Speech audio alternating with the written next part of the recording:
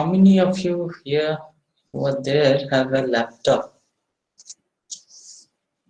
Anybody who is struggling with technology or net connection? Anybody here who has a real issue with this?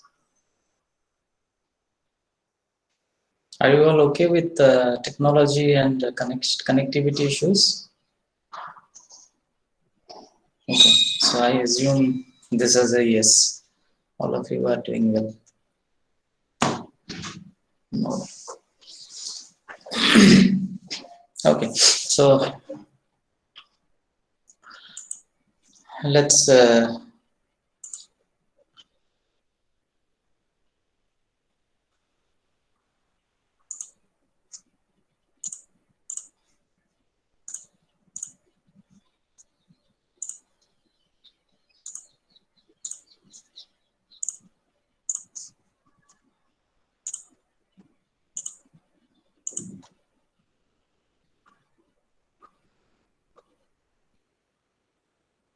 okay, can you see this slide, all of you?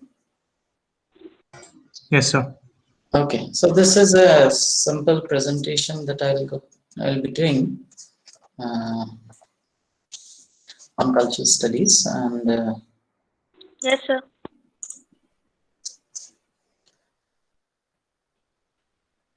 this is on. Well, by the way, this presentation will be available online as well. And if you would have noticed your classroom, I don't know if you have seen it. I have shared a few reading materials with you, isn't it? Did you see that? Yes, sir. Yeah. So this is some of the what did I say? Reading materials that are there in your syllabus as well.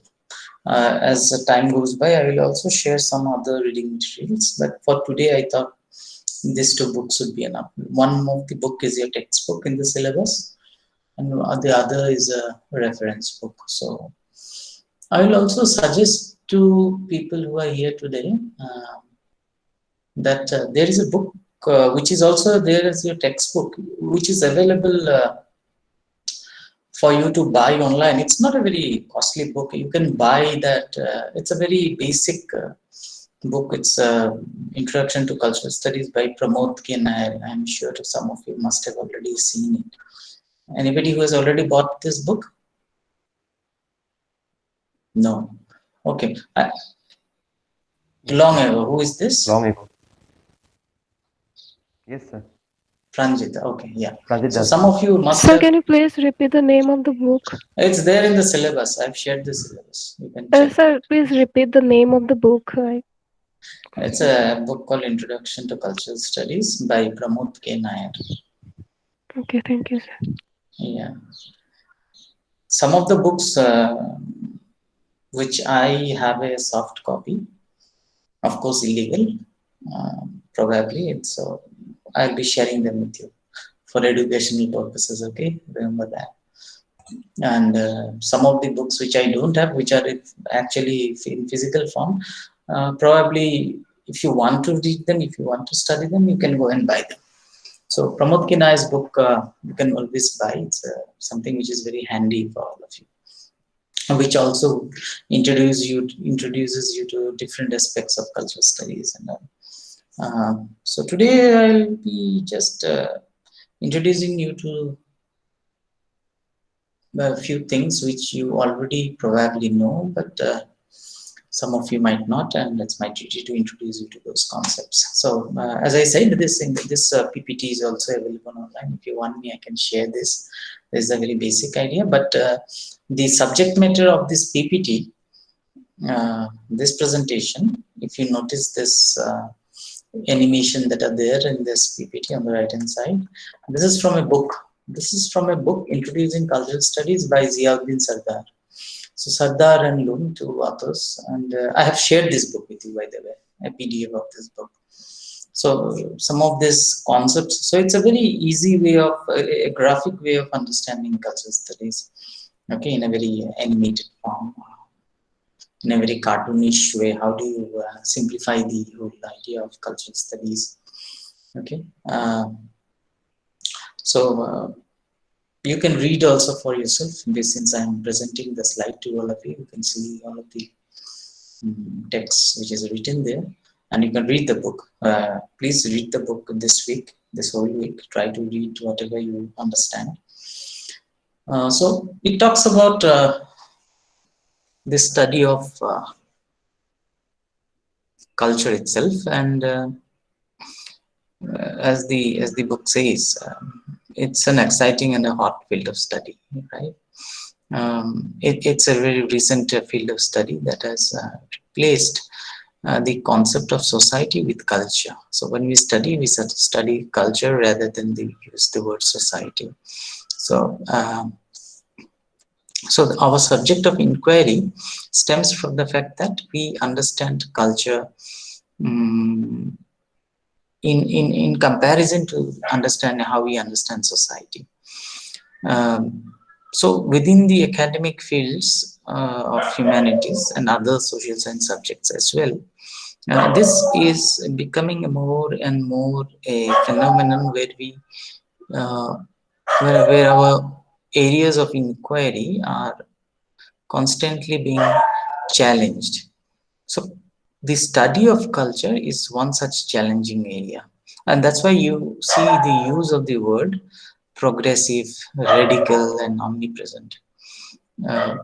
So the idea of culture itself is something which is progressive in the disciplines of arts and humanities and social science also. It's progressive idea in the sense that in history we have not understood the study of phenomena around us in terms of culture. We have always understood them in terms of society, in terms of the social. So if you look at the concept of cultural studies itself, you will realize that the word studies actually studies, that word refers to a field of inquiry. Like so as it's a field of inquiry where we talk about the idea of culture itself. Now, if you divide the word into two parts, whereas I talked about the idea of studies, so most disciplines have this word studies today, like business studies and all. So we also have associated the word studies with culture. Now, culture is something which has a meaning, which has associated meaning right since the early 19th century.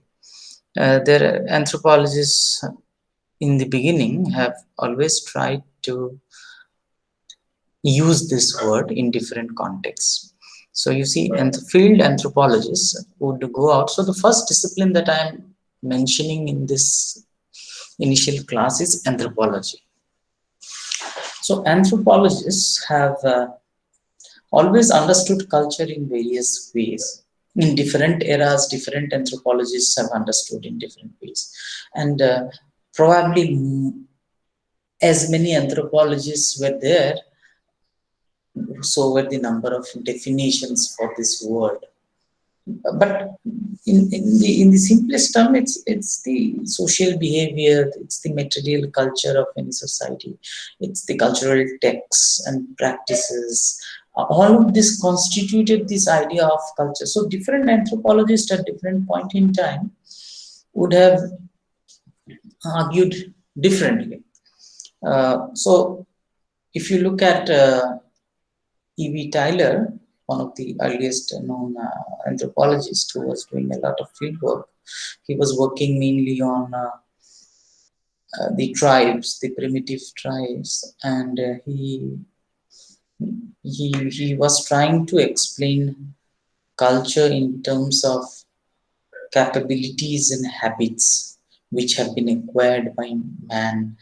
So Tyler was talking about culture as a very larger term which encompasses our capabilities as humans, our habits as humans. He also included our beliefs and morals and customs and law in his definition of culture. Now, So when he was studying the primitive societies, the British anthropologist Tyler, uh, he understood culture in terms of the human, in terms of man, in terms of the habits and formations which have some kind of a linkage to the human habit. So human beings hunt, so that would be culture for him. Human beings eat a certain kind of food, so that would be culture for him. So in that way, so because he was, you have to understand, because he was trying to understand primitive cultures in most of his research.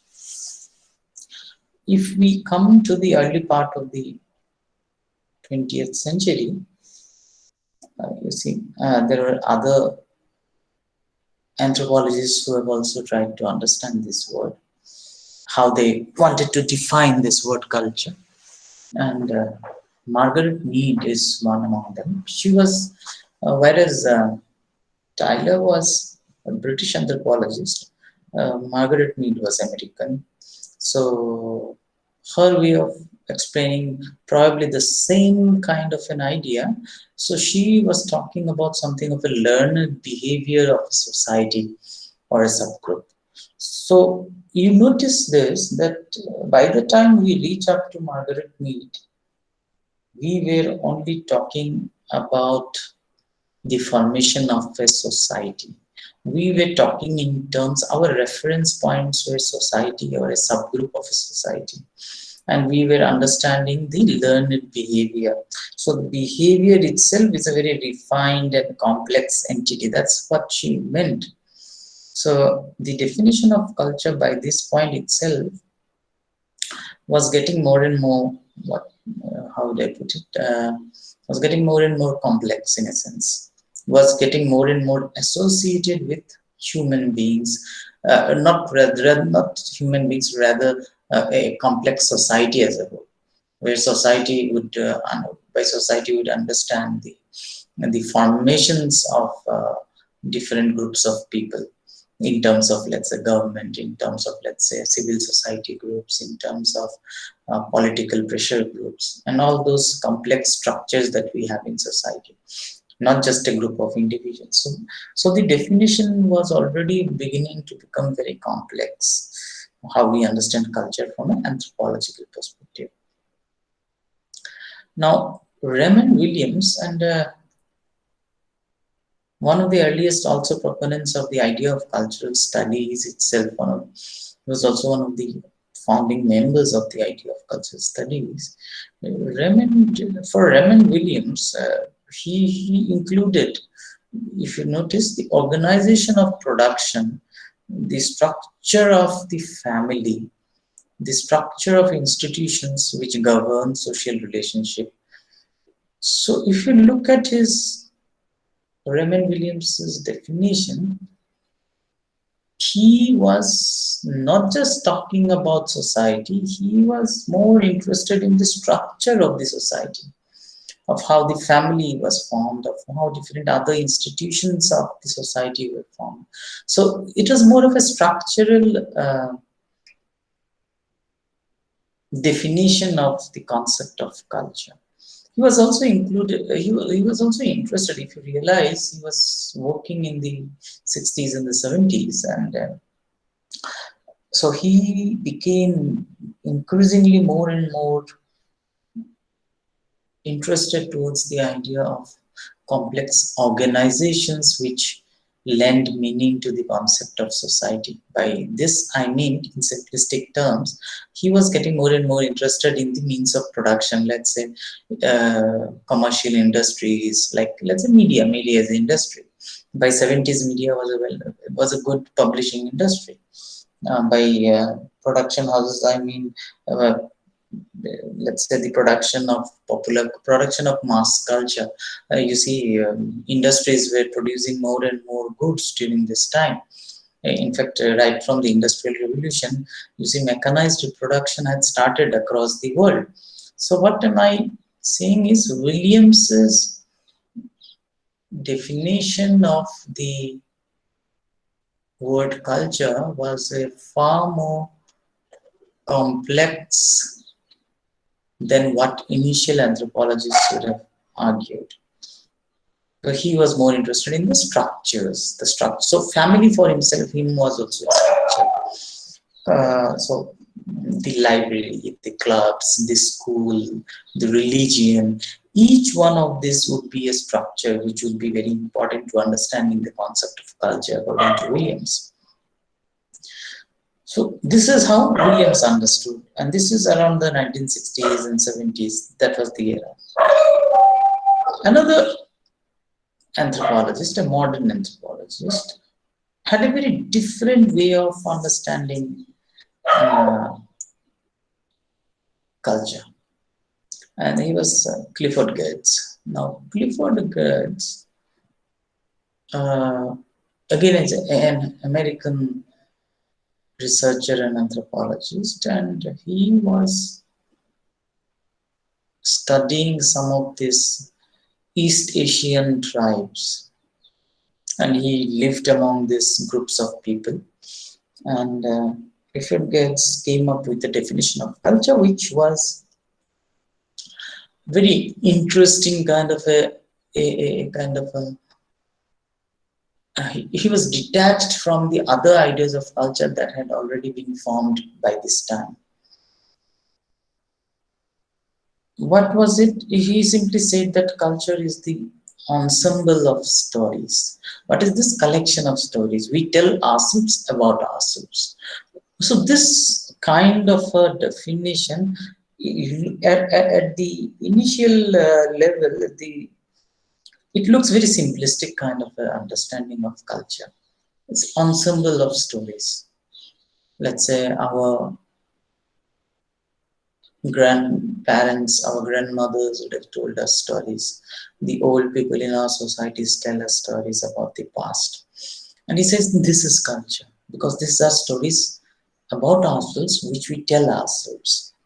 And according to him, this is what culture is. Now, if you look at all of these definitions that we have been now learning about from the initial anthropologists to the later ones, you will notice that culture then is a very wide-ranging idea where several theories and thinkers have from time to time tried to understand, and in the process they have included almost everything that was available in society. So there is no particular way in which you can pin down the word culture. It's a very vast, so it's about how you understand culture. So that would be the takeaway from all of this. It's very difficult to pin down a certain definition of culture. Each of these definitions that we have just seen, a very few actually, each one of them is, nothing is wrong here. So I just want to emphasize that the question of right and wrong doesn't arise here. Each one of them tries to understand culture in its own manner. Each one of them is the idea of culture in the way that these thinkers have perceived the society around to be. So this is something that you have to realize by now, that there is nothing called out of culture. Everything is in culture. It's a very wide definition, right? Uh,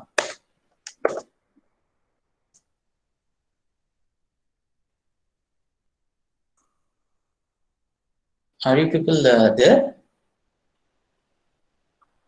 Hello? Yes, sir. Yes, sir. Okay. Is the slide visible by the way? No, sir. Sir, you are But visible, now, but the slide is not being visible. Uh-huh. Okay, okay. I think so, because I was stuck in a slide for so long.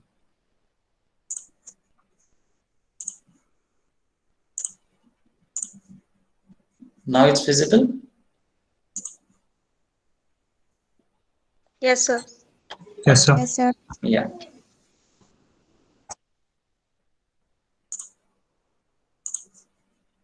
Okay. Okay. So are you clear up to now, by the way? Whatever I say, or is my language too difficult? Otherwise, I'll tone it down. No, sir. It's okay, right? Okay. Yeah, it's okay. Yeah. Others who don't understand, please immediately tell me. Okay. Don't bother about others. You have the right to say. Okay. Okay. So what did I? Where did we reach? We reached up to the point that we clearly are saying then that everything and anything that concerns our society is culture. Now, this is something which is not very good for an academic discipline.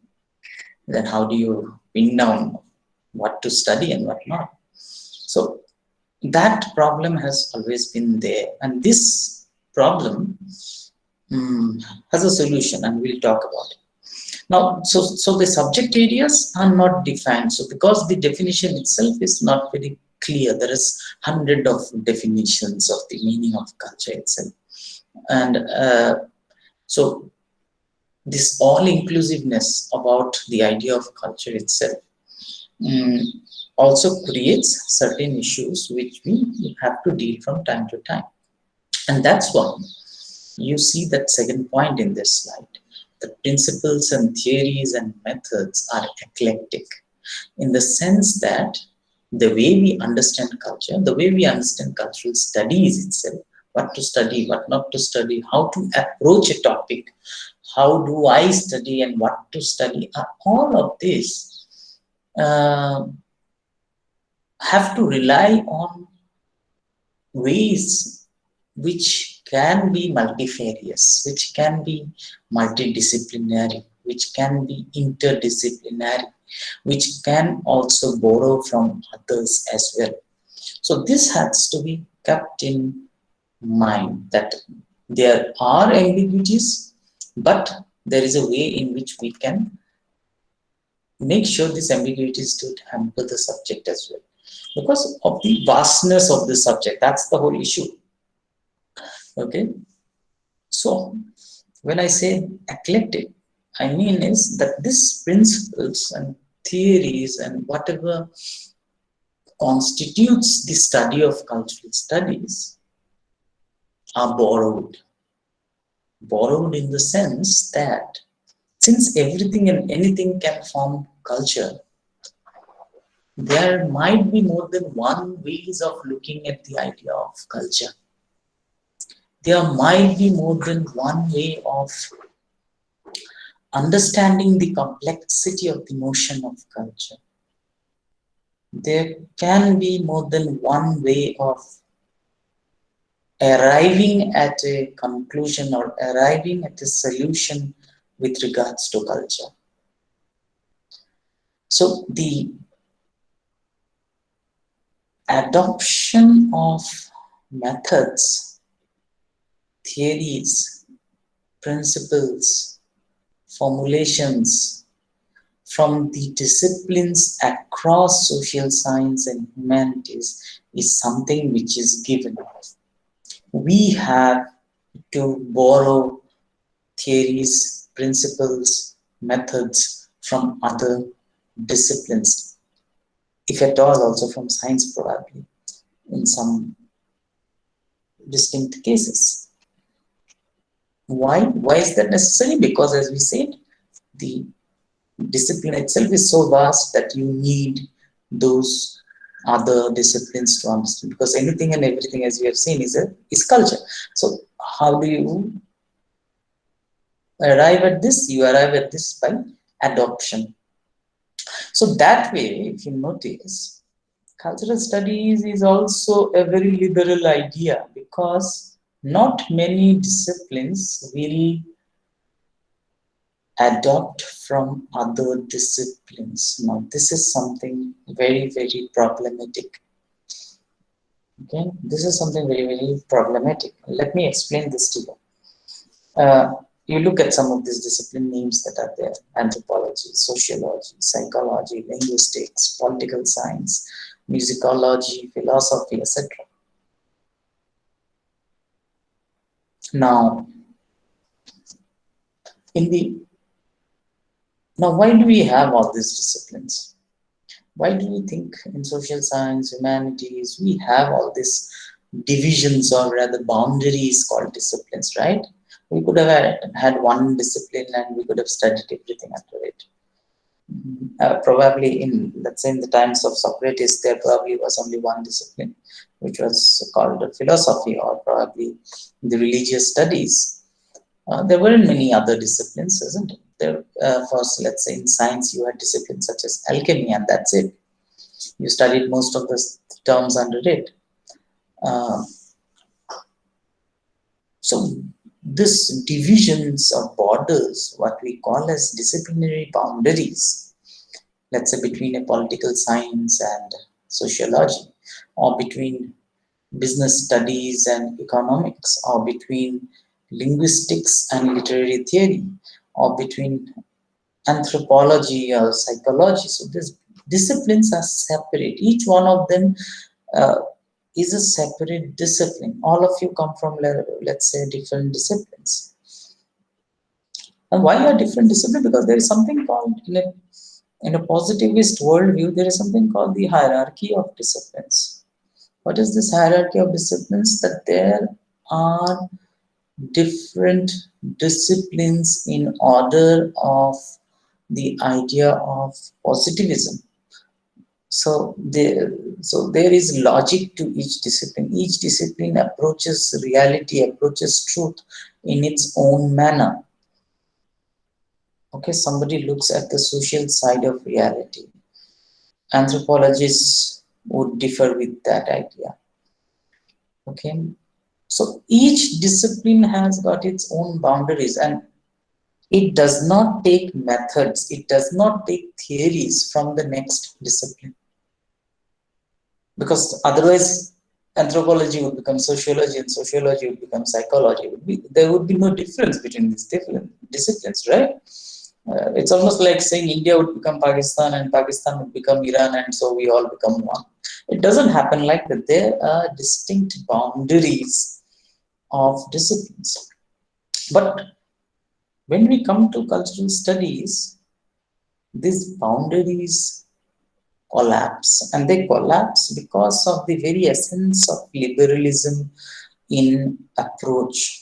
The liberal approach, the progressive approach to understanding culture that is adopted by the discipline of cultural studies is the main reason that we can adopt from other disciplines, that we can liberally, let's say, so what's more important in cultural studies is not the discipline at all, but it's the issue at hand, it's the cultural construct, and it's understanding the whole idea notion that is more important.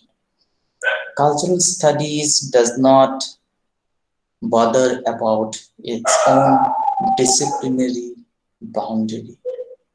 Are you getting the point? The disciplinary boundaries collapse. Now, when I say this, you have to understand then that the methodologies with which, so in humanities and in social science, there's something called methodology through which it answers this question of how do I arrive at this solution? How do I arrive at the answer? When I do research, how do I arrive? How? The concept of how. And that how is that whole question of methodology. And within the disciplinary boundaries, within the disciplines, there are very, very severe restrictions on how you arrive at these conclusions. So let's say my my argument in cultural studies, because the disciplinary boundaries collapse, I can borrow methodological tools from any of the disciplines. What is more important for me is to arrive at the conclusion is to answer the question in hand and not bother about how did I did it, which is just the opposite for a normative discipline. Now that is why. So you see the different methodologies. That is just few methodologies that are pointed out here. Let's say textual analysis, ethnography, psychoanalysis. Now these three, for example, the first three that are there here written belong to three different disciplines. Textual analysis is a very literary idea. Ethnography comes from the discipline of anthropology. Psychoanalysis, of course, from psychology. And as a cultural studies practitioner, all of you are free to use any of this. If you have to answer something, if you have to arrive at a conclusion regarding any cultural issue at hand, you are free to use it. You are free to use it because of the vastness of the idea of culture. Because cultural studies is not bogged down by this idea of literary, of disciplinary boundaries. So I can liberally take, but of course, the way in which I adopt methodologies is always dependent on the question itself. What question am I trying to find an answer to? What is the problem to which I'm seeking a solution? So that's the overarching situation. Now, since I don't believe in disciplinary boundaries, since I liberally take from other disciplines, since I, by I within quote, I mean cultural studies, okay? Since I don't believe in the question of boundaries, since I don't believe in the question of divisions, since I don't believe in the question of sticking to one methodology,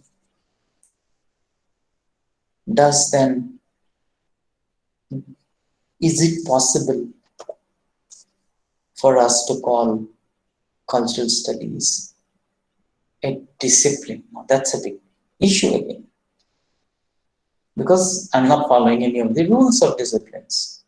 What would be the rule of the discipline? That you follow your disciplinary boundaries. You don't go outside of these boundaries, right? But as a cultural studies practitioner, we don't do that. So there are many thinkers who would like to think that cultural studies, after all, is an anti-discipline, is a reverse discipline. It's not a discipline at all. It's a rebellious discipline. It's a discipline which is non-reverential, which does not respect any other discipline nor any other methodology, because it is only bothered with answers to your problem, solutions to your questions. So Ziauddin Sardar and Bloom in the book are arguing that calling it a discipline is problematic. They're arguing that it's very difficult to call it a discipline. Of course, it's not impossible, because many thinkers have tried to pin down these definitions, but these definitions have not stuck. That's another thing. Because cultural studies is not one thing, as we have understood from those definitions. It's not one thing, it's many things. So many intellectuals, many academics have tried to understand. So they have taken definitions from the old as well as from the new. They have taken methodologies from the old as well as from the new. Examples have been taken from the new as well as from the old. So whether be it Marxism or whether be it post-colonialism or post-feminism or post-positivism, structuralism, post-structuralism, post-modernism, it really doesn't matter, because cultural studies, by the very virtue of its nature, has got the freedom, has got the independence to move from one boundary to the other, from one discipline to the other. So the whole intellectual exercise is more important than the definitional boundaries. The methodology is not very important. How you arrive at is not very important, because how you arrive is only determined by the question. So that is why they are arguing it's not a discipline, probably. It's very difficult. So it's a diverse and a very diverse and contentious, in the sense, a very problematic, rebellious, irreverential intellectual endeavor. So that addresses, as the definitions are diverse, the questions under cultural studies are also very diverse. And thus they can combine theoretical and political positions from various disciplines, including science. Let's say, let me give you an example. Recently, we have been seeing at the construction of a new area of academic endeavor in cultural studies, which we also call as science studies. Now, some of you come from science. Now, what does science studies do? And this has become a very raging new area. It's almost like a new hit movie. Like, many thinkers and intellectuals are so much into this discipline. And it's an area where cultural studies has been doing a lot of work. So in science studies, people are trying to find answers to the political questions involving science and technology. To give you an example, you will notice there is a resurgence, there is a lot of impetus now on, let's say, tracing your roots or tracing your origins. I'm sure you have seen a lot of websites that are dedicated to, let's say, where did your ancestors come from? Where is your family tree? Build your family tree and all those kind of ideas. In India, of course, we had this the astrological family issue, but now it has become also a scientific. So there are some websites also which are there, ancestry.com and such other websites are there. Have you come across anybody who has come across these websites or this kind of ideas? Anybody? No? Ancestry.com? Hello? I don't hear anything. Yes. Okay. So this, I'm just giving you one of the examples, and the politics of all of this is, this is the science part, that tracing your roots. Where does your DNA belong to? And many of the people, you will notice that you can trace your DNA or gene pool to, let's say, Iran, Persia, the Aryan blood group, right? And some of them would be tracing back to Africa, or some of them would be tracing back to as far as Europe. And this is something very popular today, for example.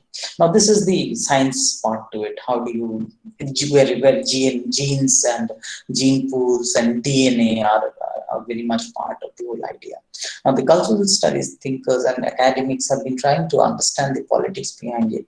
And many of them are arguing that this is part of this whole nexus of the idea of purity of race, purity of blood. Now, some of these concepts actually have trickled down over centuries to become our caste systems, where we if you look at marriage advertisements, classifieds in newspapers, you realize that many a times this, not many a times, most of the times you'll notice that there will be this one sentence where it says caste no bar or caste some things or the other. So that means you are demanding a marriage proposal from somebody from that particular caste. Now, some of these also, like, why do you search for the same caste? Basically, because to maintain the purity of race, that means your caste, your progeny also belongs to that same, it doesn't get mixed with any other caste. So these are the political questions that are being asked, like to these concepts of ancestry and all. And there can be so many other ways in which you can do science studies. Are you getting the point? So this kind of ideas are very much important. So look at the vastness of the area. Recently, you remember we had done something called the Mars Abhiyan, if I'm not mistaken, the last one that was happening. Was it the Mars thing that ISRO did? Did our thing reach Mars or something? Anybody can remind me?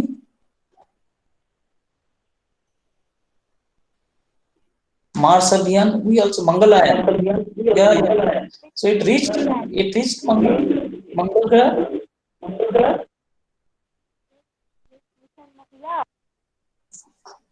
Okay, it reached, right?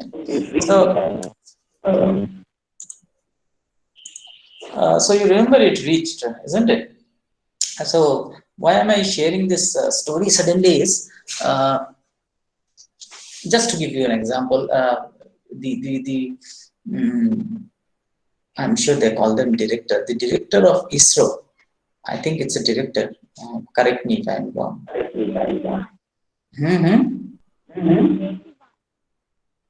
Yes, Sangeeta, your volume is little low. Yes, Sangeeta. Yes. Same person. So he went, in fact, if I'm not mistaken, he went to the temple before going to his office that particular day. And there was a lot of question about like ISRO is dependent on which god for it to succeed in its scientific endeavor. Because he went to one temple, if I'm not mistaken, before the launch or that particular day, and there was a lot of controversy regarding this whole idea of how science and technology in India are also dependent on the gratitude of gods and goddesses. They're getting the point. So these are ideas that have that become concern of something called science studies or in cultural studies. Okay, and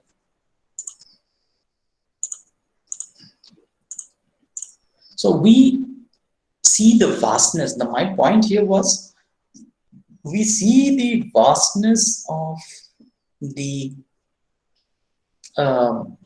ideas that become part of the discipline of cultural studies. That was my initial whole argument about. Okay.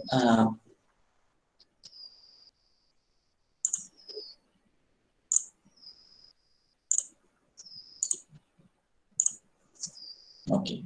Now, so there, yeah, continue. I was just saying the screen was not visible. Now it's visible? Yes, sir. Okay, yeah. So there is a little time lag when I start sharing again after a break. Okay, so that time lag probably. Okay, so there is an argument and a very valid argument whether it's a discipline or it's an anti-discipline, and we realize it's an anti-discipline. You don't have to be necessarily very reverential to the other disciplines. What you have to be is you can adopt freely to understand your problem at hand, and because of the very essence of how vast ideas can be under cultural studies itself. Now, this was, up to this point, a very, very initial concept to the introduction to the concept of or to the discipline of cultural studies. And we will go much deeper into this whole idea. I'm sure whatever is written on the slide, have you already gone through all of this? Have you seen all of those ideas? 1964 and all? Any teacher of yours has told you already?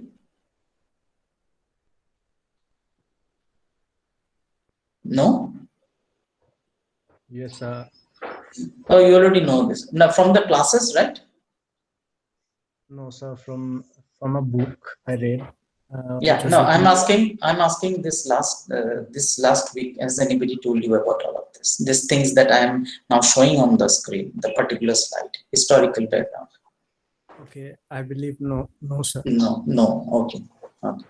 So, so up to this point, I was talking about the discipline, right? What constitutes cultural studies? Basically, that was my whole point. Now, as a discipline, and we arrived at the idea of an anti-discipline.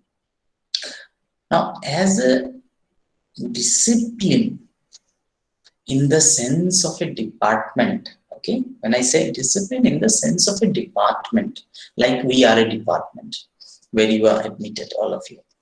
In the sense of a department, its cultural studies starts its journey only in 1964.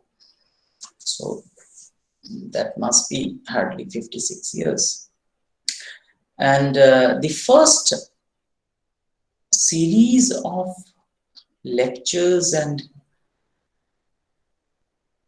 publication comes out in 1972, which are called the Working Papers in Cultural Studies. Very important. And Richard Hoggart is the first, is considered the founder of this center, the Center for Contemporary Cultural Studies. So it was established as a center in Birmingham University, and they publish a series of papers which were called the Working Papers in Cultural Studies, and this series was important. These working papers were important because it laid out the almost kind of the charter of the discipline that was going to begin. It defined the space in which cultural studies would work and put its intellectual endeavor into. So the work done at the center was almost like a defining one for cultural studies to begin elsewhere around the world. So by 1972, this series of papers comes out under Richard Hoggart's directorship. He was the first founding member, and then there were other researchers also associated with this center. People like Raymond Williams, who's one of the definitions we had just seen, E.P. Thompson, Stuart Hall, and there were various others. And they begin this whole endeavor with something called as the working class people. This is very important in understanding like what led to this fissure in history, what led to this epistemological break in which they actually start this. It all started because of this concept of their interest in the concept of the working class people, the working class in England, in an industrial England. We are talking about a late capitalist society. It's a very post-Marxian society in England where these people were working and living also around the same time, and they were interested in these concepts. So the working class formed the main backbone of their whole academic endeavor, and into which, when their studies were progressing, they decided to set up this center, and they called it the Center for Contemporary Cultural Studies. They were looking at not only the working class background, working class people, but what role does popular culture? There was an increasing rise in the study and in the realm of the popular. There was an increasing rise of cultural forms, which had a large effect on this population that they were studying. And thus, this was this epistemological break that I'm talking about, the fissure in history, where you can locate the birth of the discipline of cultural studies. So, these people were interested in it, and they were also called as the working class intellectuals, because this was something very unheard of during this period. Why is it unheard of?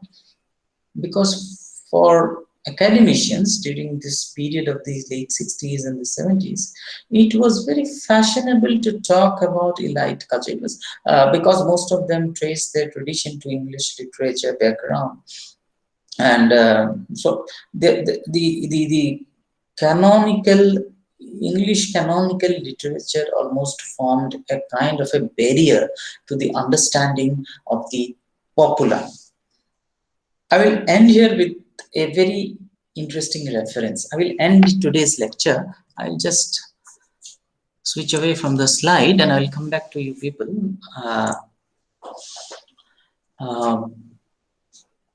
The concept of the popular, how it drove this kind of a new area of study. Do you remember Titanic? I'm sure many of you, all of you have seen Titanic at some point in your life.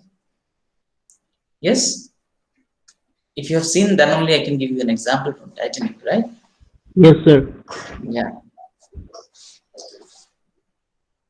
So, if you remember Titanic, and you would remember that there was a very distinct separation of the ship. There were the upper decks, which were for the lights, and there were something called as the lower decks. And the lower deck, if you remember, is where that classic tap dancing sequence is shot between the two protagonists, and where you remember there was a lot of singing and dancing and Irish tap dancing happening, which the girl from the upper deck. So if you remember, the female protagonist of the film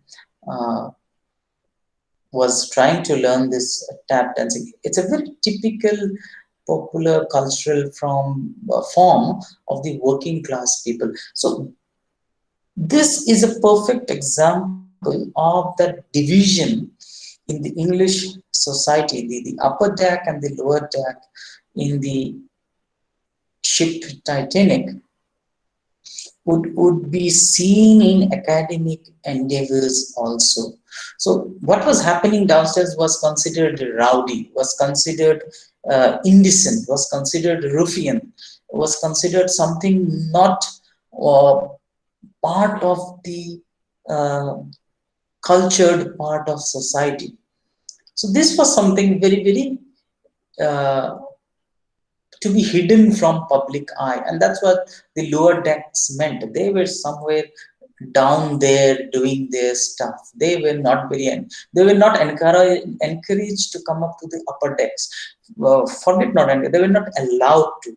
In fact, when the Titanic was sinking, if you realize, the way in which people were saved was also dependent on which deck you came from. So the division also mattered in the way in which you rescued people, if you remember. So most of the people who died were actually part of the lower decks. So this was, sorry, the most of the people who died, yes, were from the lower decks. So this is what constituted this concept of the working class. The concept of the popular culture among the working class would constitute the area of concern for the people of the Center for Contemporary Cultural Studies in Birmingham University. And this gave rise to something new. This gave rise to something which I might consider today as normal, but you can understand during a time when they were working, this was considered almost blasphemous, because this is not where English literary people were coming from. They were talking about, in fact, even if today you go to any English literary department, for example, you will see that It's Shakespeare who rules, it's Wordsworth who rules, it's Chaucer who rules. You'll be introduced to those literary traditions, and not necessarily you will be introduced to Agatha Christie or Harry Potter or a Batman series. So they won't be considered as the literary canonical piece which needs to be studied. Of course, as with the change in time, we slowly have seen this shift happening. So in 1960s, you can well imagine the kind of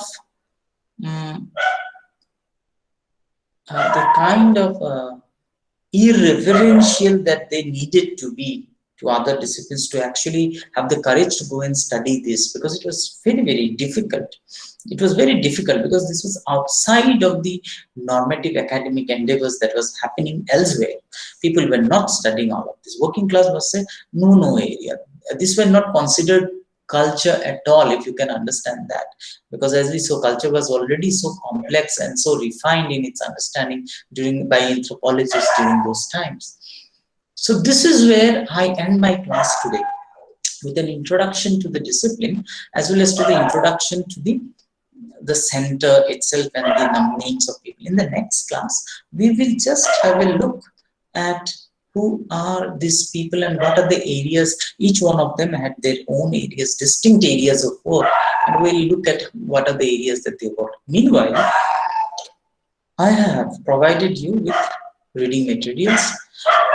Please go through them. It's very easy. And I've also provided the syllabus for you to have a look at what are the kind of areas. This class and the next few classes will be very introductory like this in nature. So I'm sure this is something which you can follow, is easy.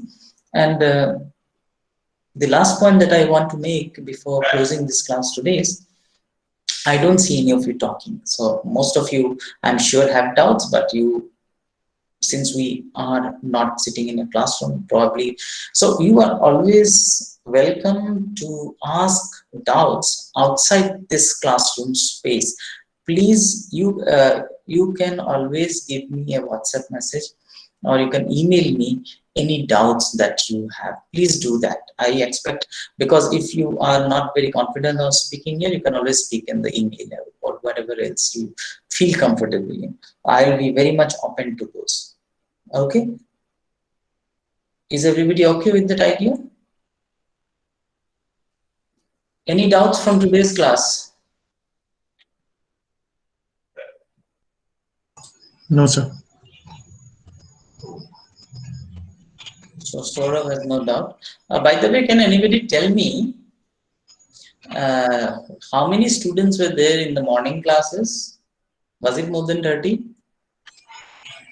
No, sir.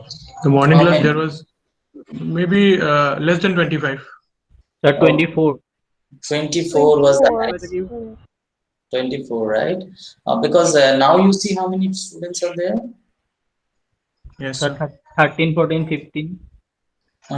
That's including me, huh? You should always discount one from that. So 15 was the highest we had today? Yes, sir. Yes. Okay. Manoj has come to this class?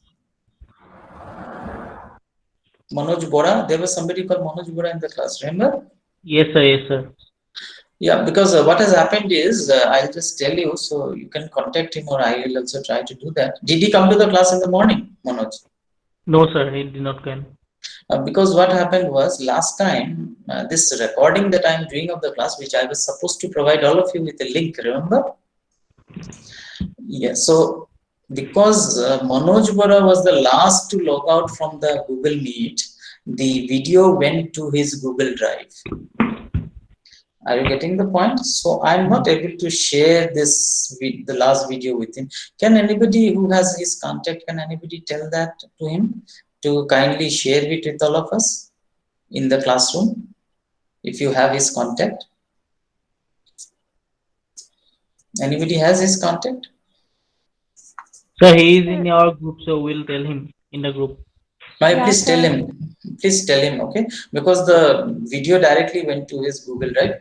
He can give us so we can download. He can share it. Yes, sorry. Because that's what has happened. So I will close my class. So please follow up with Manoj about last week's class. And thank you. So see you in the next class. Okay. Thank you, sir. Okay. No doubts, right? Sir, Okay. Yeah. Yeah. Who is this? thank you, Sayukta. sir. Oh, thank you. Okay. Thank you. Bye. Bye. You can sign off. Bye.